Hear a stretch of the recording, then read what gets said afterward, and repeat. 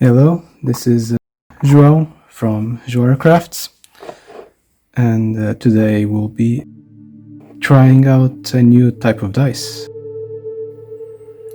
I've been doing some experiments and I decided to try out a new variant of something I've seen before, which is using mica powder to prepare the mold ahead of time. And I wondered, after talking to a friend who mentioned that she had painted her molds using acrylic pens to make cats, for example, that sort of stuff. I wondered if the same could be done with just regular paint. The idea is to make a dice that mimics the Entangle spell in D&D, and Pathfinder, I suppose, has something similar as well. But yeah, the idea is we want to paint tiny veins around the mold. Let's go with painting the mold.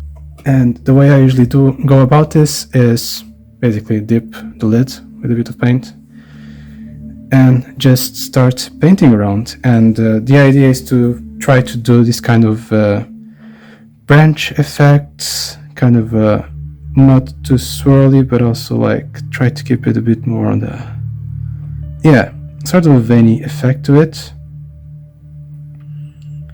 Nothing too specific on how the whole effect goes. It's a bit harder to do when the paint is too watery, so you want to try and kind of get almost a dry brush effect to it, and if not, you'll just have to dab a bit more on the mold itself. But yeah, basically just keep trying to branch out the paint as you go. Kind of feels like this paint is a bit more watery than the one I tried before.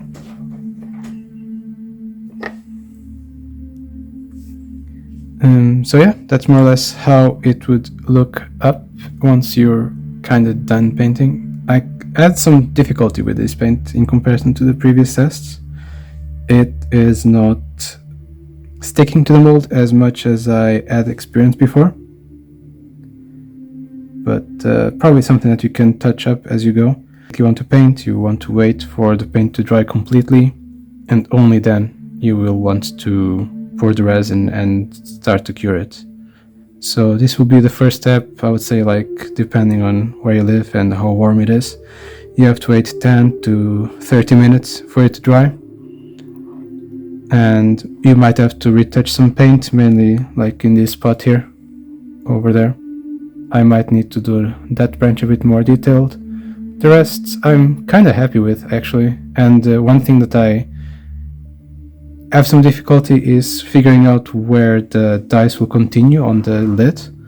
So instead of trying to think too much about where to leave the branch so you can go around the dice, I just go through the edge, and then this one will be used as a continuation for the D6, which I believe is this one actually.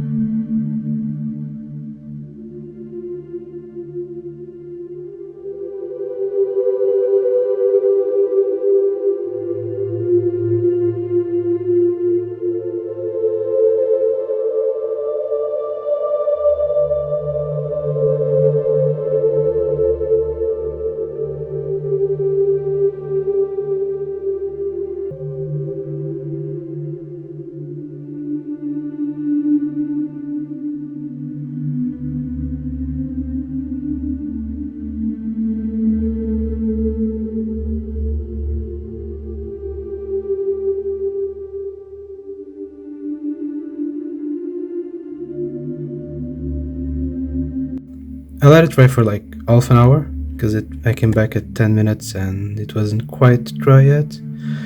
But this is what you should see. No shine to it, basically just a painted mold.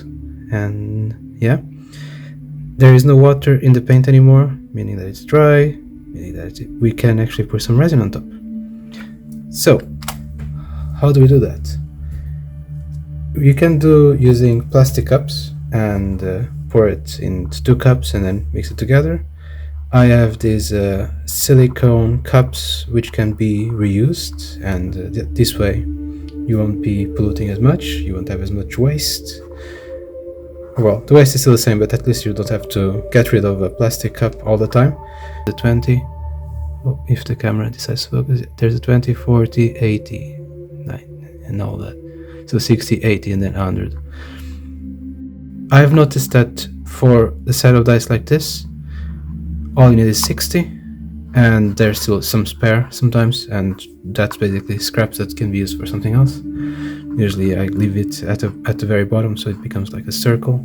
Instead of throwing it away, we prefer to keep them for other projects in the future, and that's kind of how it goes. When dealing with resin, it's extremely important to wear gloves and mask if you don't have a space that has good ventilation. Resin usually comes in 2 parts, the resin itself and the hardener. Crafts Resin is the brand we use here.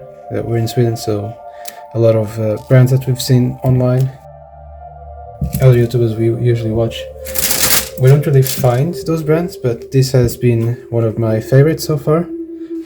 That is all you need, and yeah, you basically just pour into the cup. I need to have it at high level to measure it. So the first part, 30 milliliters, and it's gonna have bubbles. It's just normal. If you don't have a pressure pot, this might be a problem. Usually you want resin to be at around 20 something degrees.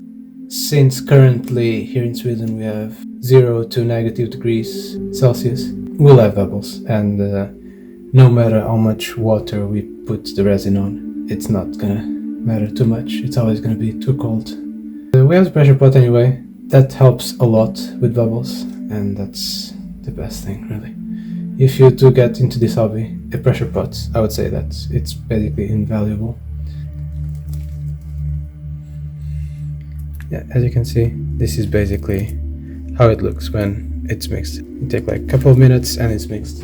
For these dice, we'll be using 2 alcohol inks, and it's both the apple green from Alcohol Ink and Marabu brand,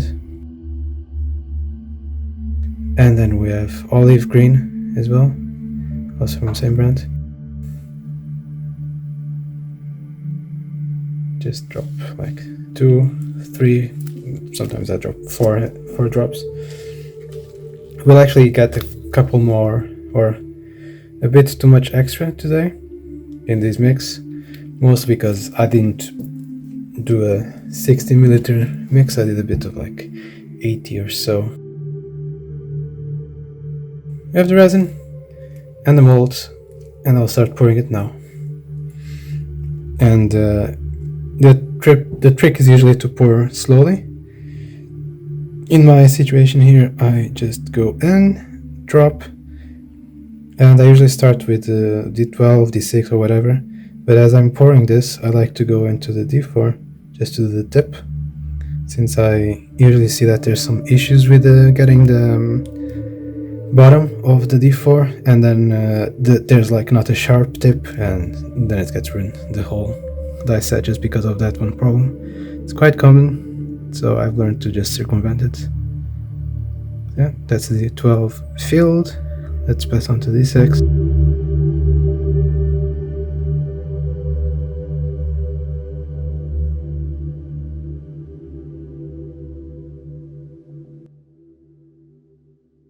Some people say that you don't need to fill this much, but you just need to fill like the compartment itself. But I've noticed that it's quite problematic to pop these bubbles on the top with a lighter at the end, so I just prefer to do an even like surface on this lid as well. And then I also pour a tiny bit of resin in the cap, just so the grip, or the resin grip, is a bit stronger and there's no bubbles.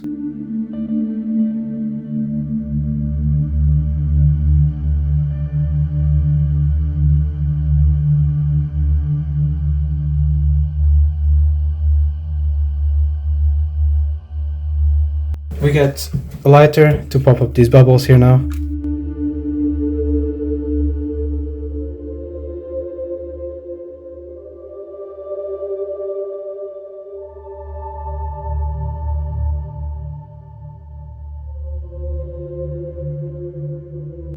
We just close the mold now, and it's ready to go to the pressure pot, really.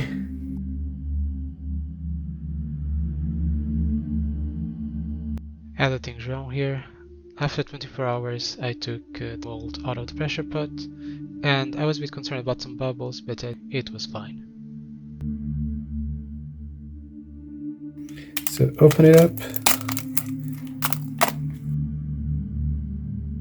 There are no big bubbles at all.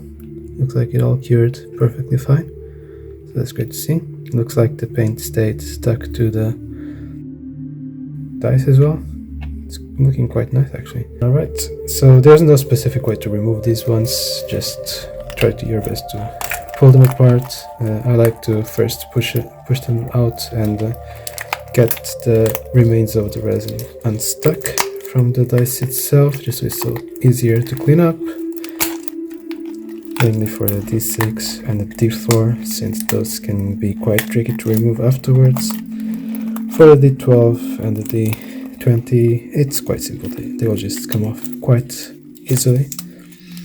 Alright, that is how the set turned out. Let's get to some sanding. The way this works is that we can control the speed through this nub here, but I usually just keep it to max, and then we can just spin it over here. The moisture will all run over to the sides, and eventually this area will become quite moist with all the water. But yeah, that's kind of how it starts. We'll just start with one face and then go to the others and just keep on double checking it, if the camera wants to focus, of course. Yeah, I usually like to start with the 7, go to 13, then 19, and then finish on the 1.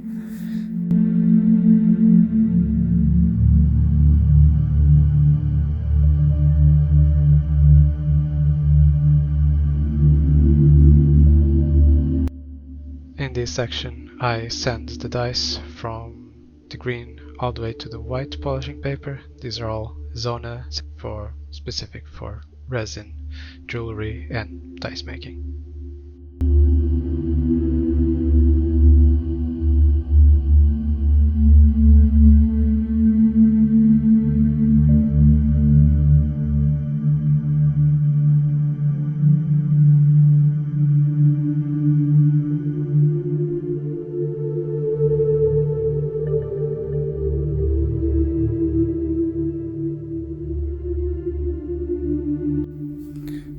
And we're reaching the end of completing this dice set. First, try to just use the blue and see where that goes.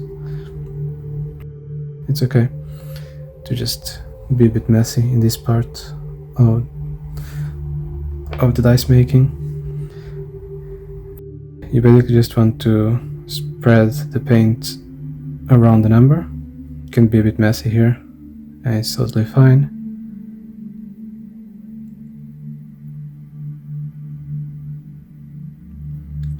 It should look like this. Then you can just wipe it off with your finger.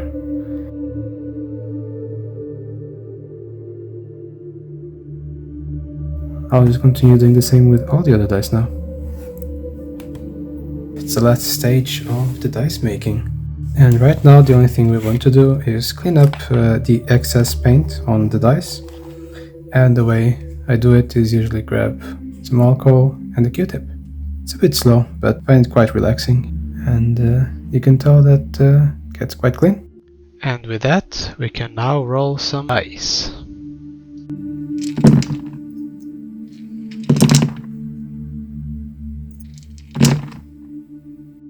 And that's how we made the Entangle dice.